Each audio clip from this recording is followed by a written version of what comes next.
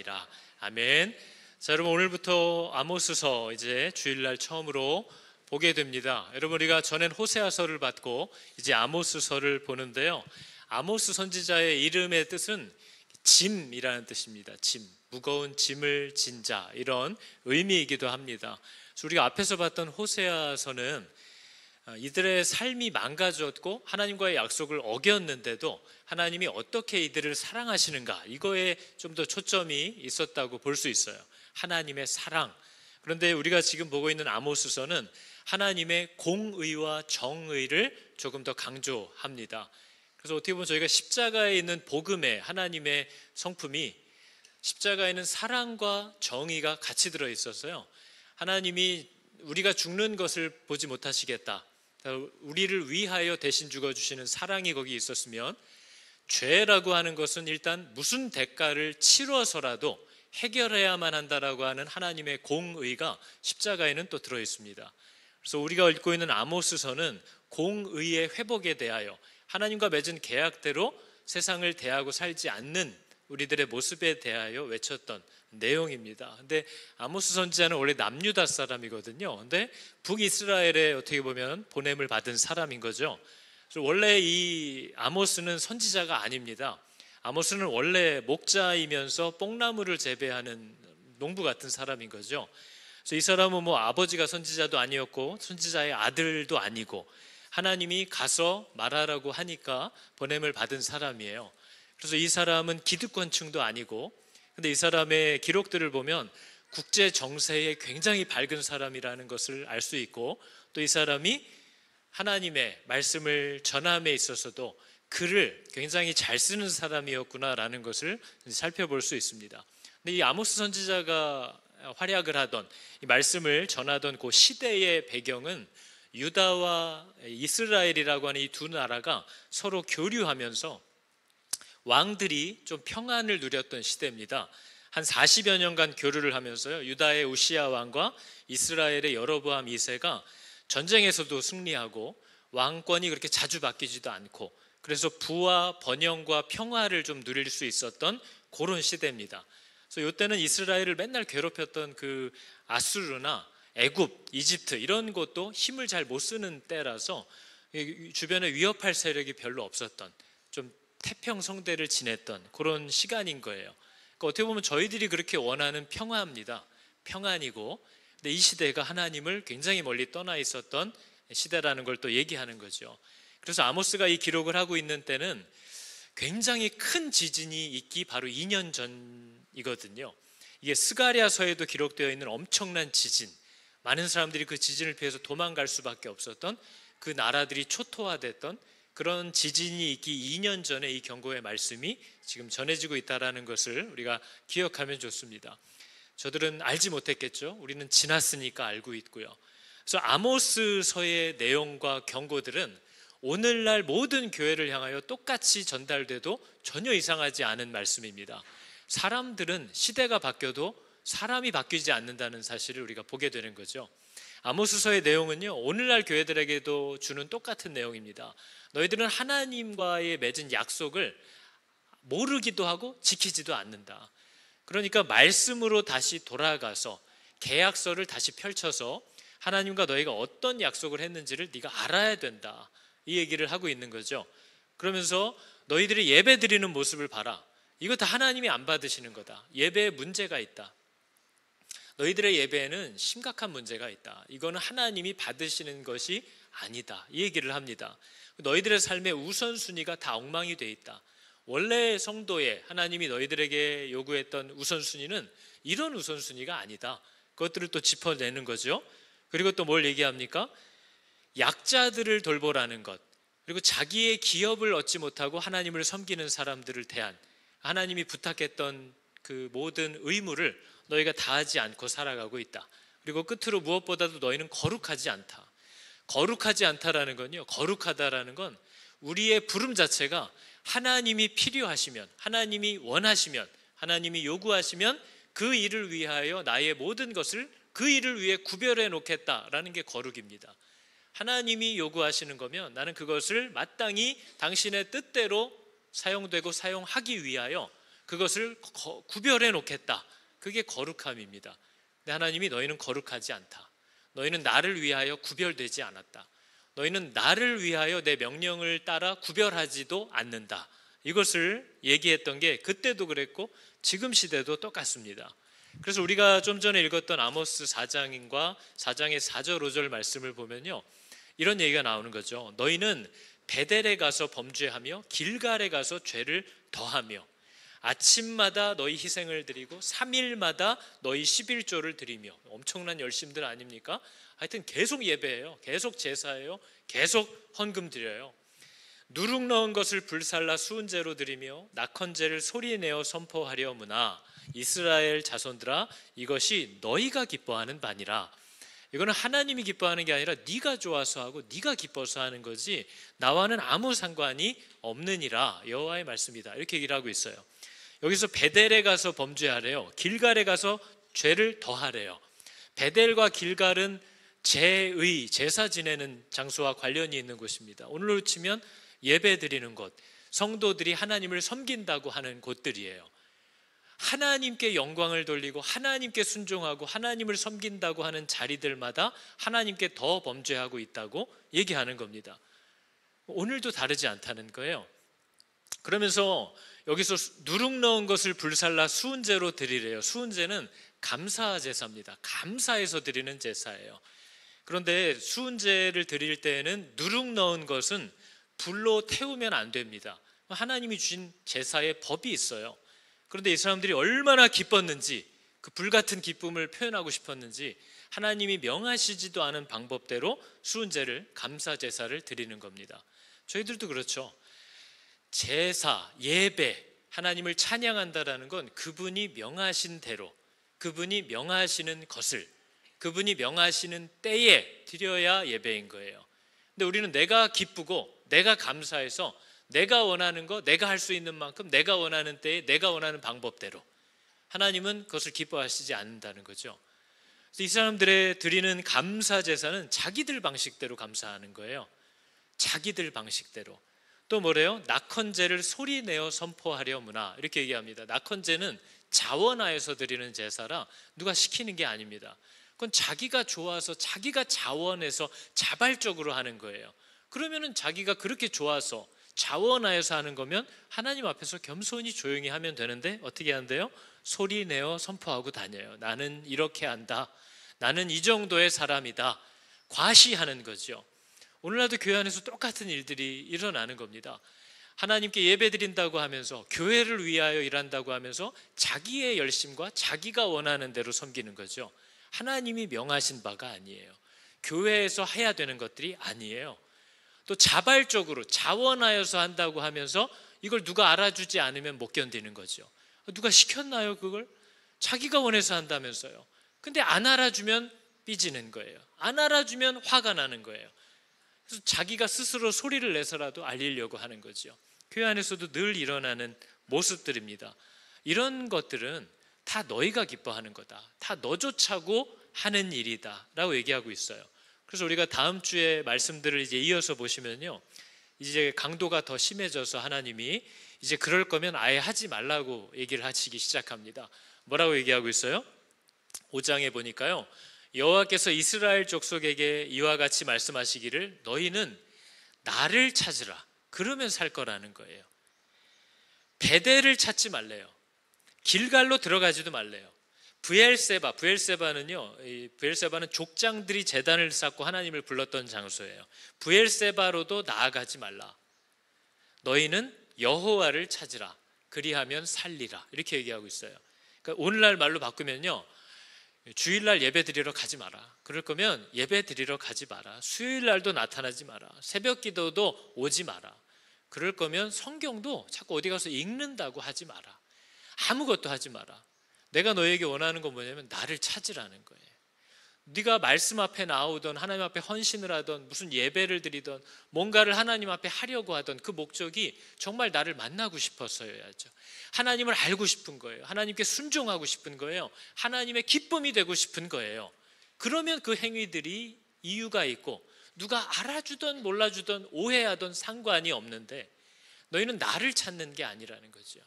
너희는 다른 목적이 있다는 거예요. 그래서 그럴 거면 주일날도 나오지 말고 수요일도 오지 말고 새벽에도 괜히 일어나지 말고 더 자라. 그럴 거면 성경도 자꾸 지금 나 몇 장 읽었다 이런 얘기도 하지 말아라. 그냥 나를 찾는 게 없다면 무의미하다라는 얘기를 하고 있는 거예요. 하나님이 저와 여러분에게 원하시는 건 우리가 그분을 정말 간절히 원하는 겁니다. 그분을 찾는 거라고 본문이 얘기하고 있어요. 우리가 뭘 하든지 간에 그 이유는 하나님을 만나고 싶은 거고 하나님을 알고 싶은 거고 하나님의 기쁨이 되고 싶은 그 이유, 그리고 이분이 정말 내가 신뢰하고 따라갈 만한 분인가를 경험하고 싶어 해서 온통 하나님을 찾는 거예요. 하나님, 내가 하나님을 더 알고 싶습니다. 진짜 하나님이 믿어도 되는 분인지를 내가 알고 싶습니다. 내 인생을 다 하나님께 넘겨드려도 되는지, 그래서 이젠 더 이상 갈등과 고민 없이 따라가도 되는 분인지를 내가 알고 싶습니다.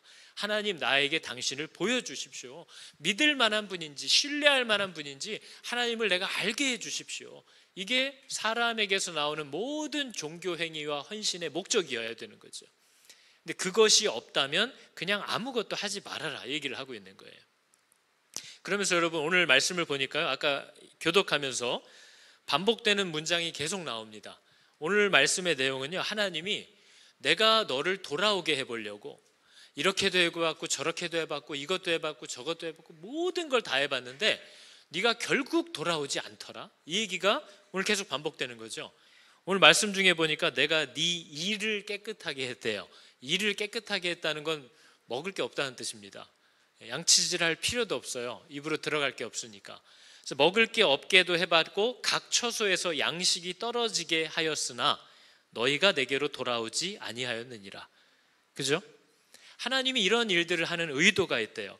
내가 추수하기 딱 석 달 전에 이제 조금만 기다리면 이제 곡식을 얻을 수 있는데 마지막에 이제 햇볕과 비가 잘 내려줘야 되는데 딱 추수하기 석 달 전에 비를 멈추게 했대요.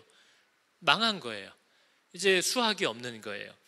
비를 멈추게 하여서 땅이 마르게 했어. 너희가 얻을 것도 없었고 목도 말라서 여기저기 물을 얻으러 다녔지만 만족하게 마시지 못하게 되는 일을 만났대요. 그런데도 너희가 내게로 돌아오지 아니하였느니라. 곡식을 마르게 하는 재앙과 무슨 병이 걸렸나 봐요. 곡식이 병이 걸리기도 하고 온통 여러 종류의 메뚜기 재앙으로 내가 너를 쳐서 모든 곡식과 열매를 다 먹게 하였는데 너희가 내게로 돌아오지 아니하였느니라. 내가 너희 중에 전염병 보내기를 애굽에서 했던 것처럼 했는데 나에게 돌아오지 아니하였느니라. 내가 칼로 너희의 청년들을 쳐서 죽였는데도 너희가 내게로 돌아오지 아니하였느니라. 내가 너의 말과 같은 가축들을 다 뺏어버렸는데도 너희가 내게로 돌아오지 아니하였느니라. 내가 너희들이 안전하게 살고 있는 성읍을 무너뜨렸는데도 너희가 내게로 돌아오지 아니하였느니라. 이렇게 얘기를 하고 있어요. 여러분, 이 백성은요, 저와 여러분은요, 예수를 믿는다고 하는 사람들은요, 예수를 믿을 때 하나님과 맺은 계약이 있습니다. 그래서 모세가 신명기 28장에 이 백성과 하나님 사이에 맺은 계약들을 얘기해 주면서 이 백성이 만일 하나님과 맺은 약속을 지키지 않고 자기 멋대로 살아가면 하나님이 이런 일들을 일으켜서 그들로 하여금 내가 약속을 어기고 있구나를 깨닫고 돌아오게 해주겠다고 했어요. 그게 뭐였냐면요, 기근과 가뭄과 자연재해와 메뚜기, 전염병, 전쟁, 성읍의 파괴, 이런 것들이에요. 이게 그때 하나님이 우리에게 하셨던 얘기예요. 그래서 이 모든 사건을 일으키는 목적은 나에게 돌아오게 해주겠다는 거예요. 나를 기억나게 해주겠다는 것이고 나를 찾게 해주겠다. 왜요? 하나님을 잃어버리는 게 죽음이에요. 하나님을 찾는 게 복이에요. 성경이 말하는 하나님이 주고 싶어하는 복이란 하나님 자신입니다. 복의 근원. 그래서 그 하나님을 우리에게 주려고 하는 거예요. 근데 이 백성이 그 하나님을 찾지 않아요. 그 하나님이 주는 것만 얻어서 어디 딴 데로 갈 생각만 해요. 그럴 때 하나님은 이런 일들을 일으켜서 네가 절대로 이 복에서 멀어지지 않게 해주겠다고 했어요.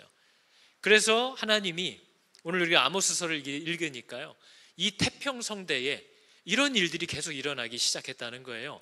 그런데 너희가 끝까지 나에게 돌아오지 아니하였다고 얘기하고 있는 겁니다. 저 여러분들도 먹고 살기가 힘들다고 하잖아요. 만족함이 없다고 하잖아요. 목이 마르다고 하잖아요. 그죠? 여러 가지 재앙과 사건 때문에 큰 일이 일어나서 지금 큰 위기에 빠졌다고 하잖아요. 병에 걸렸다고 하잖아요. 사고가 나서 누구를 잃었다고 하잖아요. 근데 그렇게 했는데도 너희가 내게 돌아오지 않았다고 얘기하고 있는 겁니다. 어떻게 해도 너 나를 쳐다보지 않더라. 어떻게 해도 내 목소리를 들으려고 하지를 않더라. 하나님의 아버지의 안타까움이에요. 그래서 여러분, 저희가 욥기를 봐도 그렇고 성경 전체에 얘기하는 건요, 하나님이 우리 사랑하는 자녀들에게 어떤 일들을 행하시는 모든 초점은 나를 얻으려 하심입니다. 나를 돌아오게 하기 위함이에요. 적어도 성경은 그렇게 얘기합니다. 세상은 어떻게 얘기하는지 모르겠고 여러분의 꼬여있는 마음은 그걸 뭐라고 해석하는지 모르겠으나 성경은 내가 너에게 행하는 모든 일과 너에게 허용하는 모든 사건들은 너를 돌아오게 하기 위함이고 너에게 복을 주려 함이다 라고 적어도 성경은 저 여러분에게 그렇게 얘기합니다. 그래서 욥기에서도 보면요, 욥의 친구들이 하는 말이 욥에게 적용되지 않아서 틀렸다는 뜻이지 그들이 하는 말 자체는 다 맞는 말입니다. 다 하나님을 드러내고 있는 말 맞아요. 그래서 욥의 친구들이 했던 말 중에 하나가 이겁니다. 한 친구가 하나님이 아무리 말을 하려고 해도 사람은 관심이 없다. 이게 여러분 인간론의 핵심이에요. 사람은 소망이 없어요. 사람은 말 안 들어요. 사람은 순종하지 않아요. 그래서 그리스도가 오셔야만 했던 거예요. 우리 힘으로 안 된다는 거죠. 그래서 사람은 아무리 하나님이 말해도 관심이 없지만 그래도 하나님은 꿈으로 환상으로 너희들의 귀를 열어주려고 하시고 경고로 두렵게 하여서 죄와 교만을 버릴 수 있도록, 두렵게 하여서 그 구덩이에 빠지지 않도록, 경고하고 두렵게 하여서 그 칼에 맞아 죽지 않도록 하신다. 또 하나님은 육신의 질병을 허락하셔서 그걸 통해서 이 땅에 있는 모든 것이 무의미하다라는 사실을 깨닫게 하신다. 왜냐하면 이 세상이 전부인 줄로 알고 거기에 올인해서 살아가니까 하나님은 때로 질병으로 이거 다 무의미한 거야, 이거 이렇게 없어지는 날 아무것도 아닌 거야 라는 것을 깨닫게 하신다 하면서 그 친구가 33장 29절에 이렇게 얘기를 합니다. 실로 하나님이 사람에게 이 모든 일을 한 번, 두 번, 세 번, 제삼 행하심은 그들의 영혼을 구덩이에서 이끌어 생명의 빛을 그들에게 비추려 하심이니라 얘기를 하고 있어요. 하나님의 의도는 언제나 살리려 하심이라고 얘기하고 있습니다. 믿으시기 바랍니다.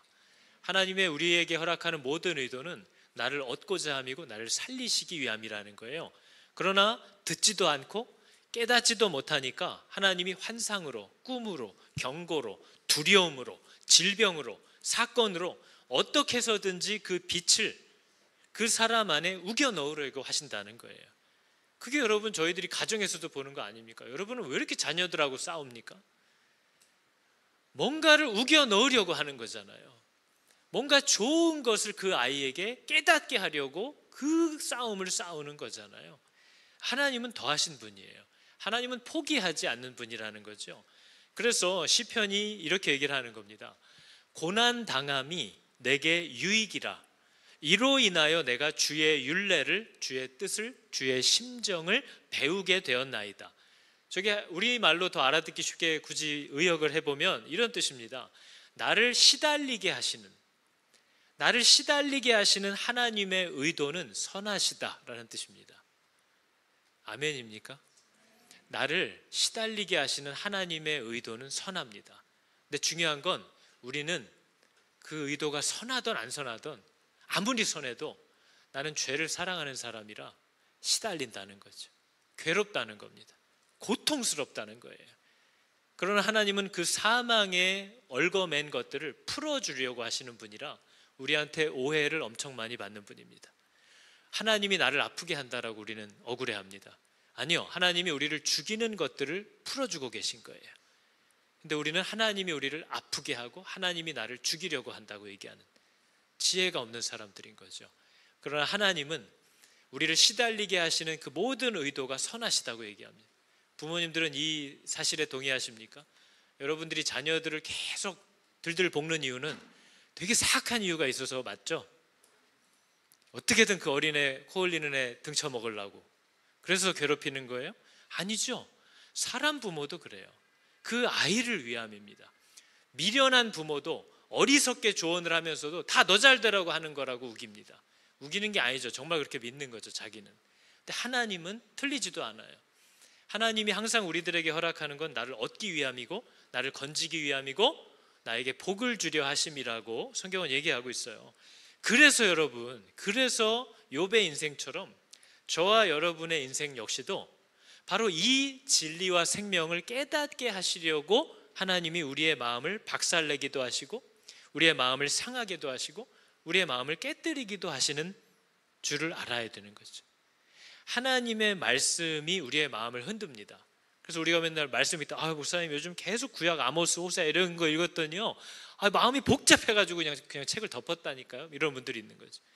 말씀이 귀찮고 괴롭고 성가시다는 거예요. 말씀을 읽으면 자꾸 심장이 뛰어서 이거 불안해서 잠이 안 온다는 거예요. 성경은 그걸 복이라고 얘기하고 저와 여러분은 싫다는 거예요. 근데 하나님은요 말씀으로 우리의 마음을 계속 흔듭니다. 그걸 성경은 복이라고 얘기해요. 은혜라고 얘기해요. 하나님은 사람을 통해서도 우리의 마음을 깨뜨리실 수 있는 분인 줄을 믿으시기 바랍니다. 그것 역시도 유익한 거예요? 유익하지 않은 거예요? 유익한 거예요. 허투루 하시는 일이 하나도 없습니다. 이런 얘기를 상처받은 사람에게 해야 되는 사람들은 욕을 먹을 수밖에 없어요. 힘들어 죽겠는데, 그죠? 그러나 기억해야 하는 거예요. 본인이, 그 사람이 그걸 잃어버리면 안 되는 거죠. 하나님은 말씀을 통해서도 우리의 마음을 흔들고 사람을 통해서도 우리의 마음을 깨뜨리고 사건들을 통해서도 내 마음을 무너뜨리는 분입니다. 그러나 그렇게 하심은 항상 나를 얻고자 하심이라고 얘기하는 거죠. 그래서 여러분 교회에서 신앙생활을 하다가 예수 믿으면 복 받는다면서 교회 다니면 복 은혜 주신다면서 왜 이렇게 난 아직도 가난하지? 왜 이렇게 난 아직도 일이 안 풀리지? 이런 당황스러운 사건을 만날 때 비로소 우리는 예수를 믿어서 받는 복이 무엇인지를 배울 수 있게 되는 거죠. 진짜 은혜가 뭔지를 비로소 그런 당황스러운 사건에 처했을 때야 비로소 그 질문을 하게 되는 것이고 그거에 대한 답을 얻게 되는 거죠. 내가 예수 잘 믿고 요새 주일도 안 빠지고 헌금 생활도 더 따박따박 하려고 애쓰면서 막 노력을 하는데 왜 이 문제가 멈추지 않지? 왜 이 문제가 해결되지 않지? 이런 질문을 교회 안에서 너무 많이 하는 거죠. 근데 이런 황당한 상황, 이런 당황스러운 사건을 만나야만 비로소 하나님이 말씀하셨던 예수 믿어 받는 복이 뭔지를 깨닫게 되는 거예요.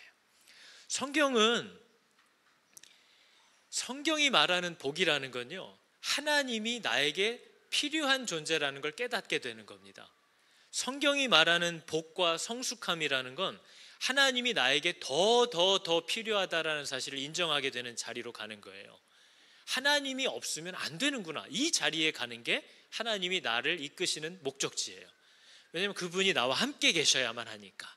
그래야만 그게 우리의 복이기 때문에 그래요. 그래서 우리는 어떤 사람에게, 성도라고 일컫는 사람에게 어떤 사건이 일어났냐, 이걸 보면서 저 사람이 믿음이 좋냐 나쁘냐를 판단할 수 있는 게 아닙니다. 우리는 성도들의 삶을 보면 예수를 믿는데 병에 걸리고, 예수를 믿는데 사업이 망하고, 예수를 믿는데 가정이 깨지고, 예수 잘 믿으려고 하는데 아이들이 삐뚤어지고, 예수 잘 믿어서 새벽 기도하러 나왔는데 차 사고가 나고, 이런 일들을 겪는 사람들을 봐요. 그럼 우리는 저 사람이 저런 결과를 당한 걸 보니까 하고, 그 결과를 가지고 그 사람이 만난 사건을 가지고 그 사람의 신앙과 하나님의 뜻을 자꾸 판단하려고 합니다. 하나님을 모르는 거예요. 하나님이 우리를 다루는 방법은 달라요. 그 사람에게 어떤 일이 일어나는가, 그 사람에게 좋은 일이 일어나는가, 나쁜 일이 일어나는가가 우리가 주목해야 될 게 아니고요, 그 사람에게 일어난 그 일이, 그 사람에게 허락된 그 사건이 그 사람을 지금 어디로 이끌고 있는가가 우리가 주목해야 되는 겁니다. 저 사람이 그 일을 만나더니 어떤 반응을 보이기 시작하고 어떤 길로 나아가기 시작하는가, 그 일이, 그 사건이 저 사람을 어디로 움직이게 하는가, 그게 사실 우리들이 주목해야 되는 거지, 저 사람이 무슨 일을 만났느냐가 우리의 일이 아니에요.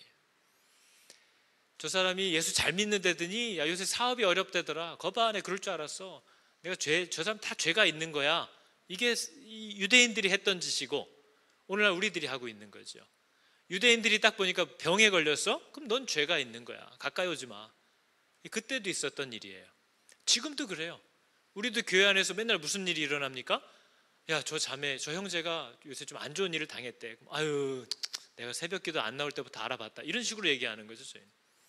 내가 그 인간 뭐 안 할 때부터 저런 일 만날 줄 알아봤다는 거예요. 무당도 이런 용한 무당이 없는 거죠. 근데 우리가 봐야 되는 건 뭐예요? 우리에게는요, 모든 일이 다 일어날 수 있어요. 하나님은요, 성도들을 허공에 두신 게 아니고요, 이 땅에 발붙이고 살게 하셨어요.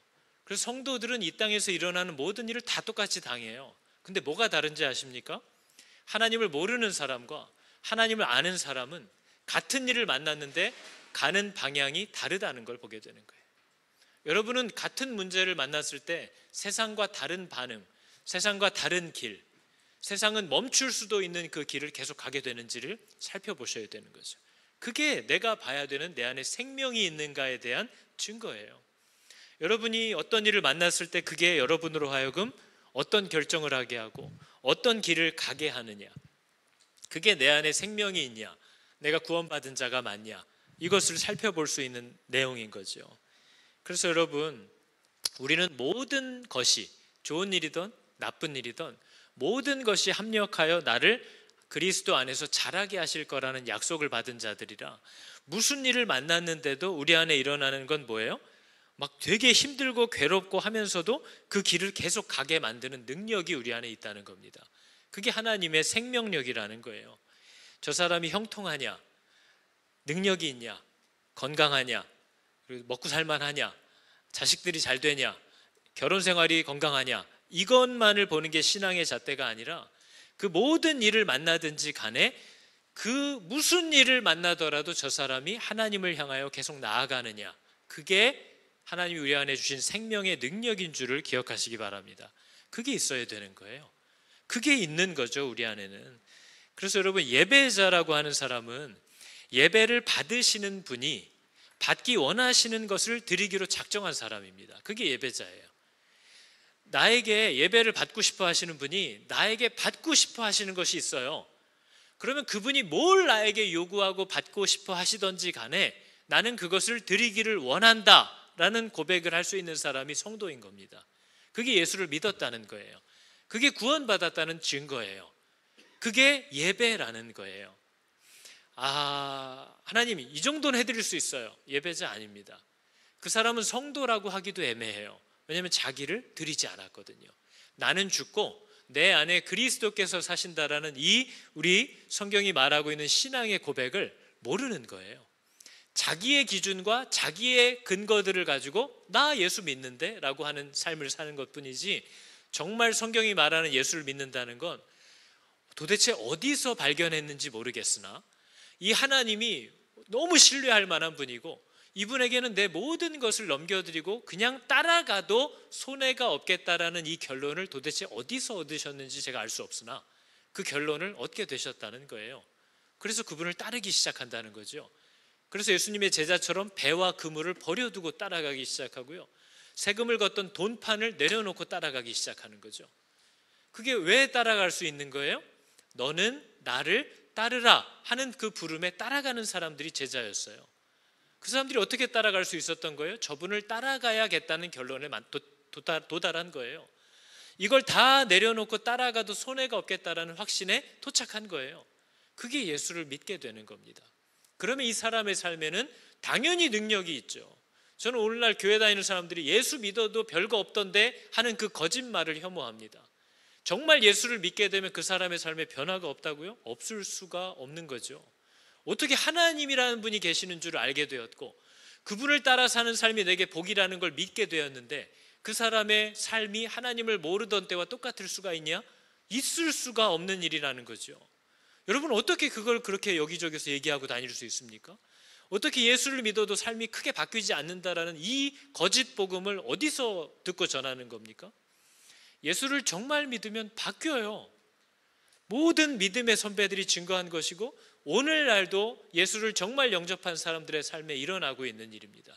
연약하여 넘어지나 그래도 그 길을 끝까지 가야 한다라는 그 알 수 없는 능력을 갖고 이 길을 완주하고야 많은 사람들이 우리 가운데 있다는 거죠. 그게 성경이 말하는 복음의 능력이라는 거예요.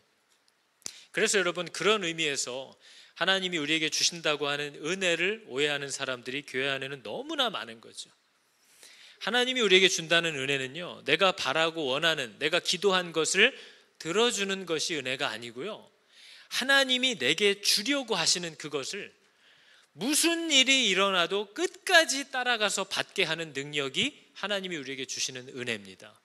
그래서 이 사람은 교회에서 무슨 상처를 받았던, 무슨 어려움이 있던, 어떤 사건을 겪었던지 간에 하나님이 저와 여러분에게 주시겠다고 약속한 그것을 나는 끝까지 받아야 된다라는 믿음과 확신과 인내를 가지고 이 길을 계속 경주하고야만은 힘이 그 사람 안에 있다는 거예요. 그게 하나님이 우리에게 주시는 은혜입니다. 그게 성도의 견인이라는 거예요. 굳게 참고 인내한다는 거예요. 왜요? 내가 더 큰 것을 봤거든요. 그걸 봤기 때문에 무슨 일을 만나든지 간에 이 사람은 삐져서, 서운해서, 서러워서, 자존심 상해서 그 자리에서 길을 멈추지 않아요. 무슨 일을 만나도 하나님이 내게 주려고 하는 그것을 얻기 위하여 이 길을 끝까지 완주하게 하는 능력, 그게 성경이 말하는 하나님이 우리에게 주는 은혜입니다. 이것을 다 받으시기를 축복합니다. 이 은혜가 우리를 정말 복되게 하는 거죠. 이게 우리를 살게 하는 거예요. 끝까지 일어나서 또 일어나서 하나님이 내게 주려고 하는 그 복을 받고야 말게 하는 그 힘, 그 능력, 그게 바로 하나님이 우리에게 주려고 하는 복이라는 겁니다. 그게 우리가 받은 은혜라는 거죠. 그래서 성도는 내 생각처럼 안 되고 있는 현실을 주목해야 되는 사람들이 아니에요. 세상은 내 뜻대로 안 돼요. 그걸 설마 모르셨습니까? 그걸 설마 몰랐어요? 세상이 내 뜻대로 안 되는 줄을 이 나이가 되도록 살면서도 모르시겠어요? 지금도 막 내가 계획하니까 될 것 같으세요? 어떻게 해도 안 된다는 거를 이 정도 살았으면 알 수 있어야죠. 성도는 생각처럼 안 되는 현실을 주목하는 게 아니고요, 생각처럼 안 되고 있는데도 계속해서 하나님께 나아가도록 만드는 이 능력이 어디서 온 거냐를 주목해야 되는 사람들입니다. 내가 그렇게 실망을 해봤고, 그렇게 기도의 응답이 내 뜻대로 안 돼봤고, 하나님께 구한 대로 뭔가 이루어지지 않았던 것 같고, 내 마음이 이게 과연 내가 감당할 만한 시험이라고 하나님은 정말 생각을 하시는 거야? 라고 따지고 싶은 일들 투성이에 짓눌려 있는데도, 그렇게 징징대고 승질내고 삐지고 하면서도 여기서 벗어나지 못하고 끝까지 그분을 붙잡고 나아가게 만드는 그 능력이 내 안에서 온 거냐, 하나님으로부터 온 거냐를 주목할 수 있어야 된다는 거예요.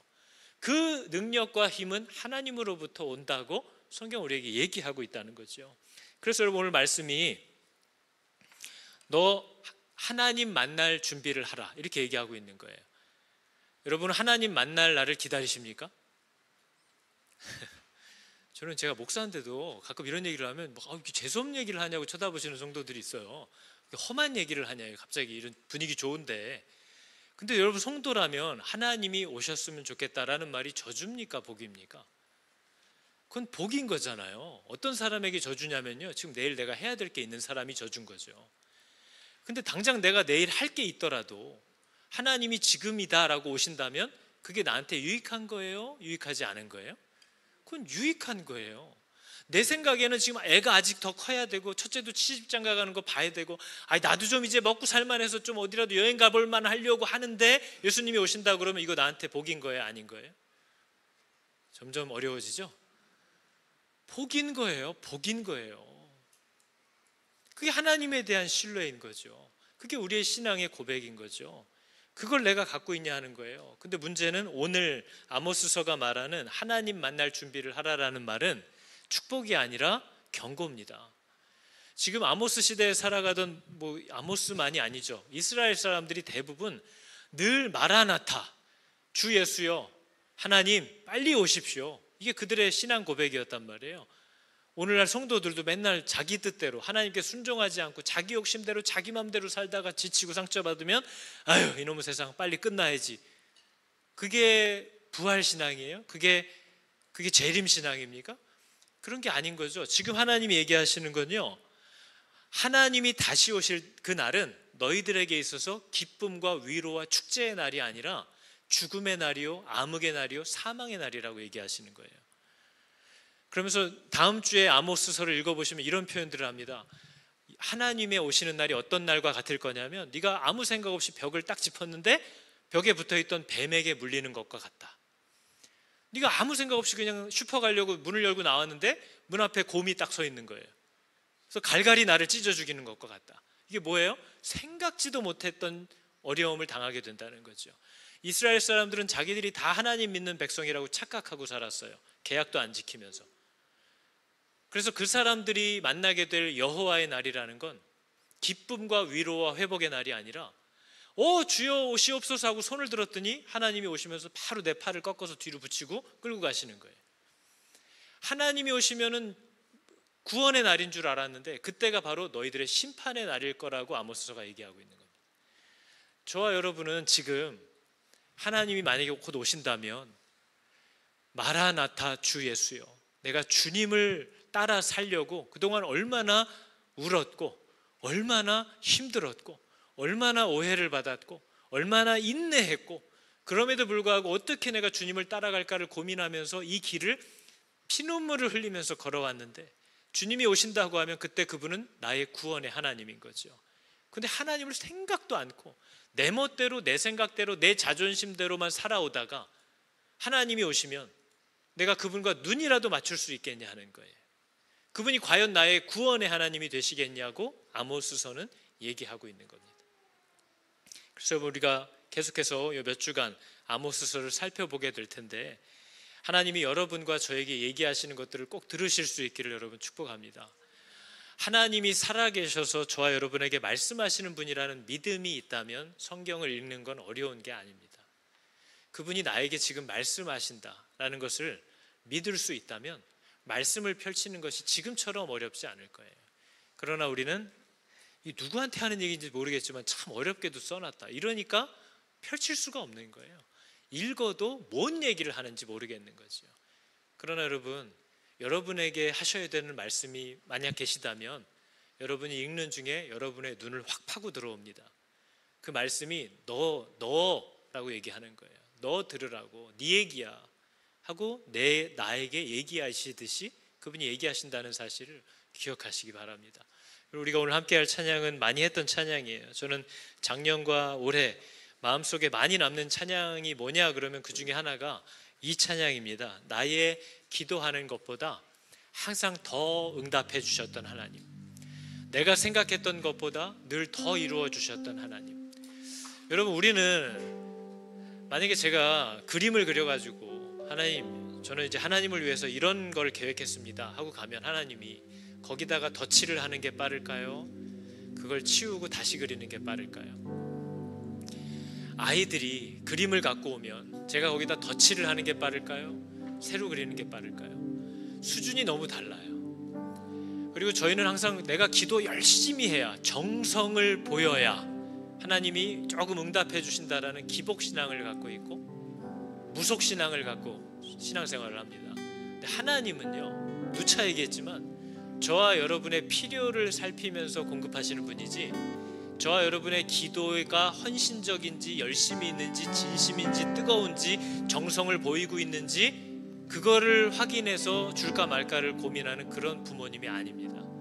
그래서 저와 여러분은 평생 기도하지도 않은 것들을 지금 다 누리고 살아가고 있고요, 내가 뭐가 필요한지도 모르는 것들을 공급받고 살아갑니다. 그래서 때로는 내가 필요한 줄 몰라서 하나님 뭐 이런 걸 주고 난리야 하고 버리기도 한다니까요. 우리는 하나님은 내게 필요한 걸 알아요. 그래서 그걸 늘 공급하시는 분이에요. 그러니까 우리의 기도는 뭐예요? 비나이다예요? 우리의 기도는? 아니요. 우리의 기도는 감사하고 하나님과의 교제고 하나님과의 사귐이지 내가 필요한 걸 얻어내기 위한 거래가 아닙니다. 그분은 내 필요를 알아요. 저와 여러분이 기도하는 것보다 그분이 나를 위해 준비한 게 훨씬 큽니다. 그래서 웬만하면 기도할 때는 제 뜻대로 하지 마시고 이렇게 붙여야 좋은 걸 받는 거예요. 하나님, 저는 딱 내가 얘기한 대로 주셔야 돼요. 그러면 딱 그 정도인 거고, 그분이 내게 주시려는 걸 받는 것, 그게 가장 좋은 걸 받는 줄을 기억하시기 바랍니다. 이 시간 함께 찬양할 때에 바로 이 하나님이, 이 영광과 존귀를 홀로 받으셔야 할 하나님이 저와 여러분을 말할 수 없이 사랑하신다는 그 말을 제대로 이해하실 수 있기를 성령이 우리의 마음과 눈을 열어주시기를 축복합니다. 찬양해 볼까요? 나의 기도하는 것보다 더욱 응답하실 하나님, 나의 생각하는 것보다 더욱 이루시는 하나님,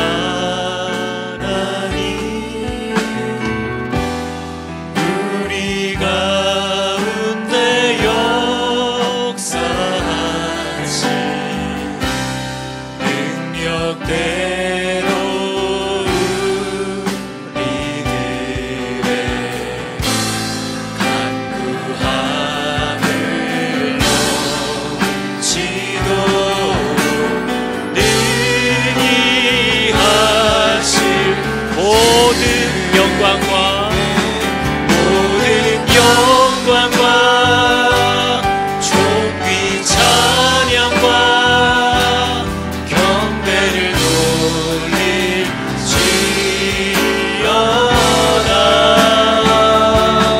모든 영광과 존귀 찬양과 경배를 처음부터 다시 할까요? 나의 기도하는 것보다 더 응답하신, 나의 기도하는 것보다 더욱 응답하실 하나님, 나의 생각하는 것보다 더욱 이루시는 하나님,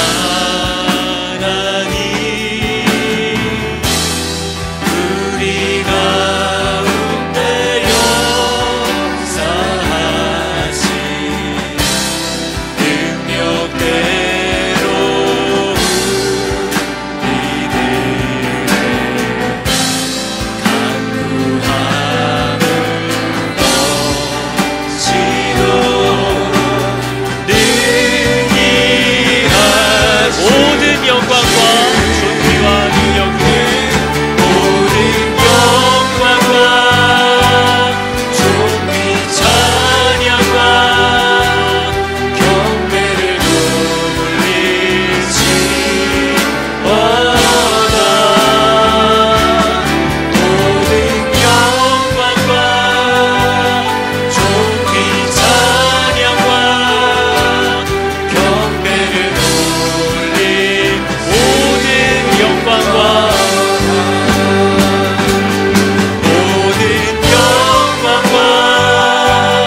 존귀 찬양과 경배를 돌릴지어다.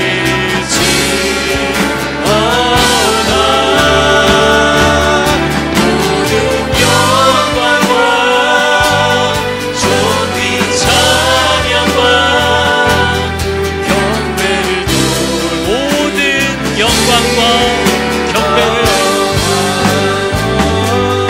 모든 영광과 존귀 찬양과 경배를 돌릴지어다.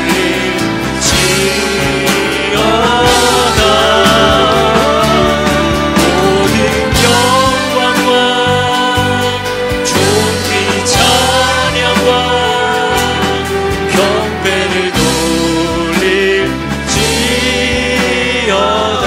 이 시간 함께 기도할 때에 하나님께서 내 삶에 허락하시는 모든 일들은 나로 하여금 그 복에서 떠나가지 않도록 부르시고 붙잡아 주시고 깨우시려는 하나님의 은혜인 줄을 알았습니다. 내게 허락되는 모든 일이 좋은 일이든 어려운 일이든 기쁜 일이든 마음이 상하는 일이든 나를 돌아오게 하시고 나를 되찾으시려고 하는 하나님의 열심 가운데 이루어지는 복과 은혜인 줄을 깨닫고, 하나님 나로 하여금 무슨 일을 만나든지 만사 형통하리라, 무슨 일을 만나든지 나로 하여금 하나님께 더 가까이 가게 해주리라 하는 이 신앙의 고백으로 하나님을 사랑하여서 움직이고 하나님을 사랑하여서 무슨 일이든지 행하기 시작하는 이 참된 예배를 회복한 성도들이 되게 하여 달라고 시간 회개할 것들과 간구할 것들을 가지고 주여 한번 외치고 하나님께 나아가도록 하겠습니다. 주여, 하나님 내를 불쌍히 여기시는데 하나님 모든 죄악의 자리에서 나를 건지시고 아버지 나를 깨워 하나님 생명으로 나아오게 하시고 하나님이 내게 주려고 하시는 큰 삶으로 나를 이끌어 가시고 날마다 나를 부르시고 인용하시고 나를 인도하시는 내 하나님의 믿지 않는 사랑 하나님 주님 나아가는 자녀들 되게 하여 주시옵소서.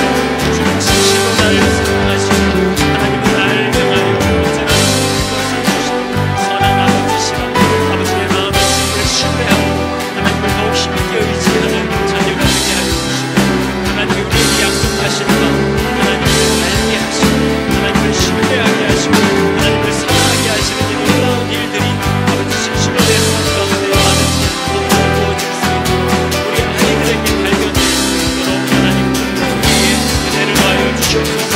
하나님 우리들의 모든 중요성이 되고 성김에 누구를 위한 것인지를 살펴보게 해주시옵소서. 아버지 내가 왜 서운해 왜 기뻐하고 내 마음을 어디로 가는지 발견하여 주시옵소서. 제가 하나님을 기뻐하고 하나님을 즐거워하여서 내 안에 들어오시는 감사와 자원과 자발적인 모든 힘을 주셔